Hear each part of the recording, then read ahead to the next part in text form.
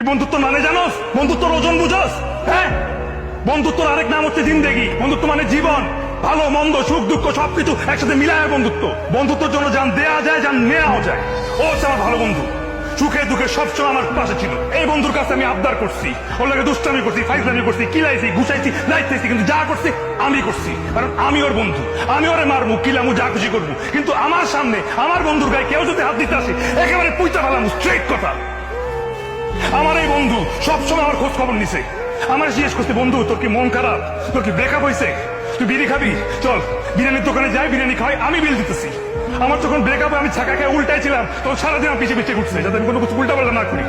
আমার নিয়ে ঘুরতে যেতে চাইছে, সারাক্ষণ আমার মন ভালো করার চেষ্টা করছে। আমার বাবা মা যখন অসুস্থ তখন ও সবার আগে হাসপাতালে গেছে। আমার যখন টিউশনে তার টাকা নেই তখন মিলের টাকা বাঁচে আমার টাকা লোন দিচ্ছে। আর এই বন্ধুরে ফেলে আমি চলে যাবো? হ্যাঁ, আপনি তো বন্ধুত্ব ভ্যালুই বুঝলেন না, বন্ধুত্ব মর্মই বুঝলেন না আপনি। আমি এখান থেকে যাব, আমার বন্ধুরে নিয়ে যাব।